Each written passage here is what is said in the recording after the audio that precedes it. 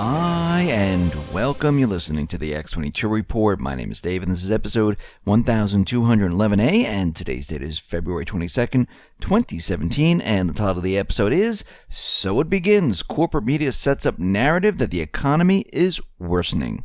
Let's get into the economic collapse financial news. Now, we've been looking at the hard economic data, and we have been seeing there are multiple signs of a recession.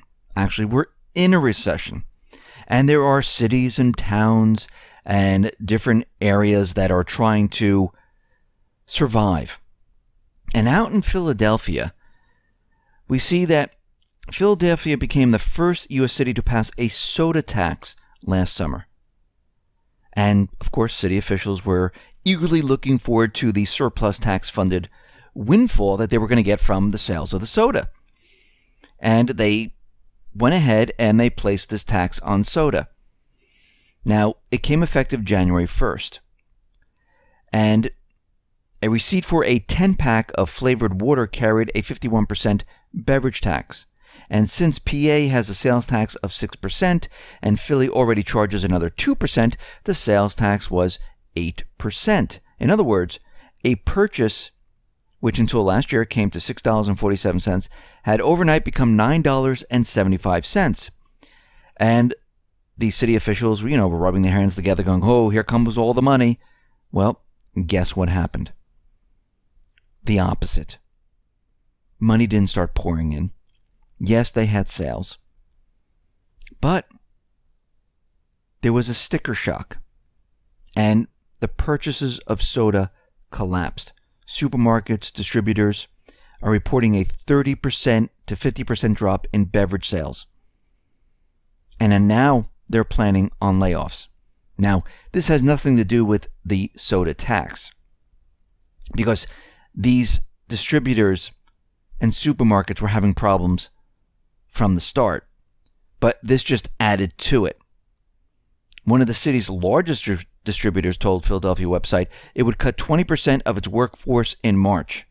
An owner of 6 ShopRite stores in Philadelphia says he expects to shed 300 workers this spring. What they're seeing is a sales decline larger than anything they've seen before. And we can see at this point that this is spreading to many areas, and it has been for quite a while.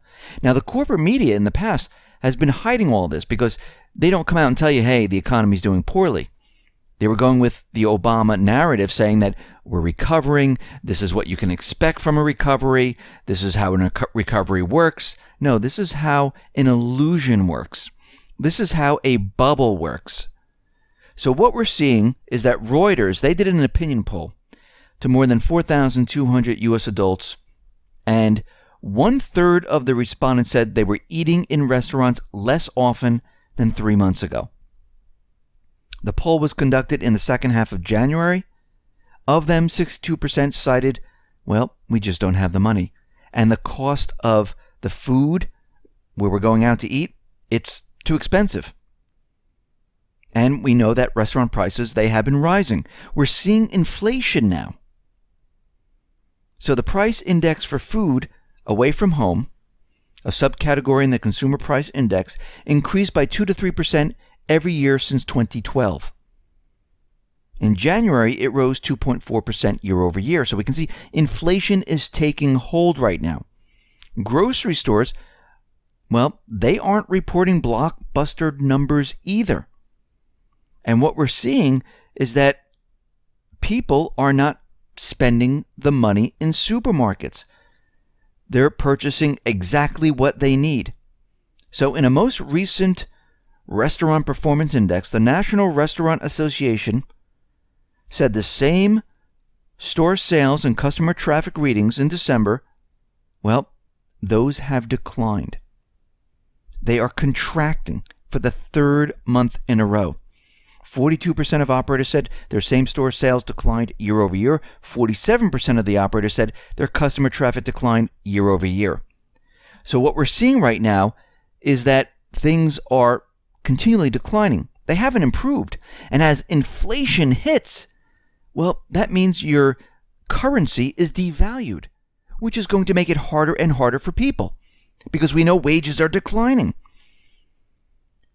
So we see that the National Association of Realtors, well, they were out there, and my good buddy, Larry Yun, who's the chief economist of National Association of Realtors, said that existing home sales, well, they jumped 3.3%, well above the 1.1% consensus. Well, last month they dropped by 1.6%. So where did they really go? Well, they're bouncing around zero. Because what we're seeing is existing home sales, they haven't really moved anywhere. But what's interesting about all of this is there's a complete disconnect between the existing home sales and mortgage applications. Because mortgage applications, they have tumbled in recent weeks. The prior week, they've tumbled around 3.7%. This week, they tumbled negative 2.0%. So someone is lying once again. And if you noticed over time, every time we have a decline in existing home sales, we have a little bit of a pop to even out what is happening. But there's a complete disconnect to the mortgage applications. And what's even more interesting than that, home builder Toll Brothers, well, they posted a 3.8% fall in quarterly profits for their new homes. So what we're seeing is that this illusion is falling apart. And it's going to rapidly fall apart as we move ahead. Now, the corporate media, they're getting prepared, of course, to blame this on the Trump administration. They weren't going to blame it on Obama. They were lockstep with his recovery narrative. They were telling you how great everything was. And we were looking at all the economic hard data showing that this economy never recovered at all. Completely impossible. The numbers were manipulated, statistics were manipulated, but it didn't recover. So now they're making the case that because of Trump's immigration ban, this is going to cause another housing crash.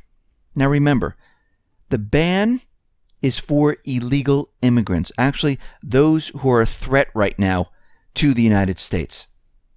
Maybe committed a crime, or anything like that. But everyday legal immigrants, guess what? They're not affected by any of this.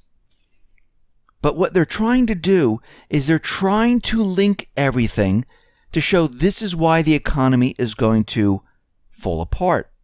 Now, very interestingly, Trump warned that America's spending, and that's the government spending, is out of control. Officials gathered to discuss the budget, and when they looked at the national debt, when they looked at the budget, guess what? Well, he says the budget is absolutely out of control. The hiring freeze for non-essential workers will remain. We have an enormous work to do on the national debt. And the economy is reeling from all of this. But the corporate media is out there, and they're making a case where the economy is worsening now. Now, go back a couple of reports. I talked about how the corporate media is going to actually verify that the economy is not doing well and hasn't been doing well. Because during a discussion between Mika Brzezinski and Scarborough, they were talking about how Trump is going to be using alternative facts and how he's going to be controlling what people think. And of course, she said, this is our job. But within all of this, she talked about how the economy is worsening. And she said he could undermine the message so much that he can actually control exactly what people think in regards to the economy. Now think about what's happening here.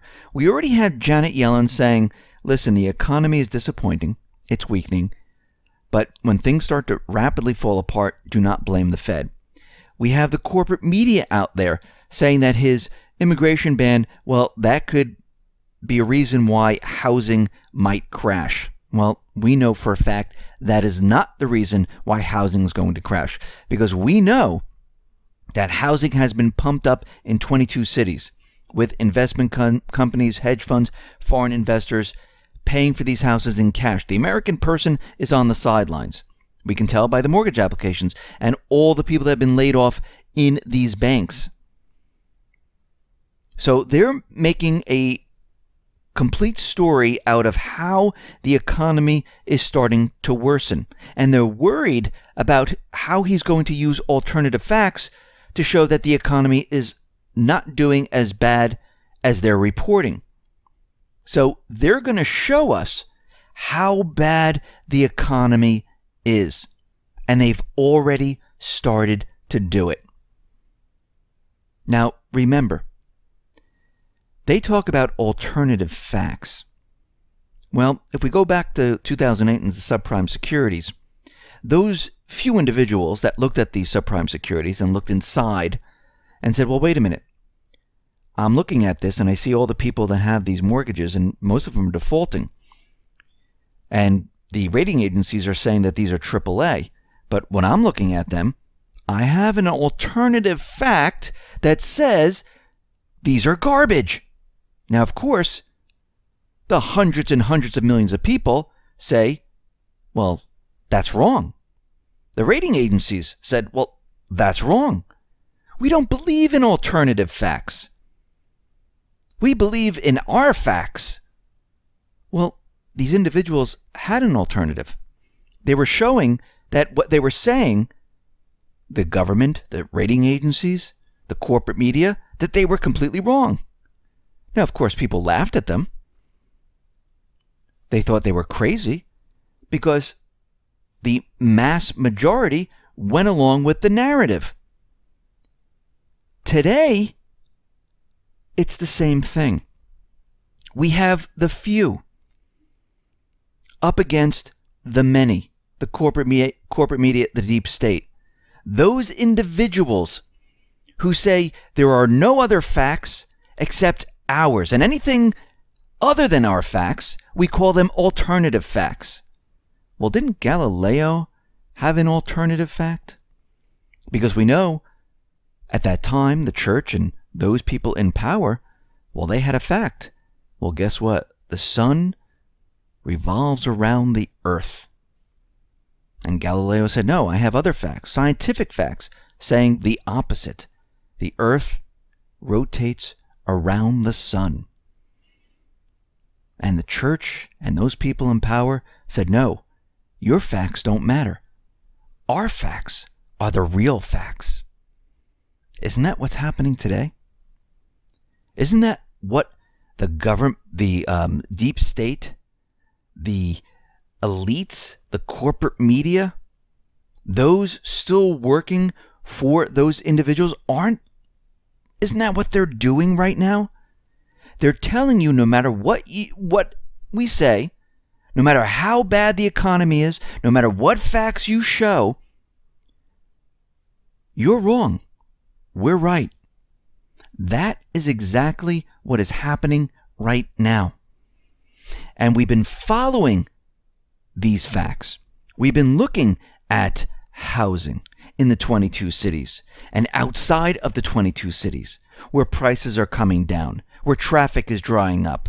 We've been looking at mortgage applications, how they're declining, and how people have been laid off by the tens of thousands from these mortgage departments in all these different banks. Go back to 2013, just Google it.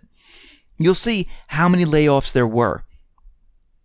We've been following the manipulation of GDP. We've been following the corporate defaults. We've been following the auto bubble, the student loan bubble, and how all of this was blown up. We've been following how the Fed covertly monetizes everything, supports many different nations, how the U.S. takes funds and sends it elsewhere, how the debt has increased by 10 trillion, how they're manipulating the interest rates, how they're manipulating the stock market to keep all eyes off of the hard data of the economy.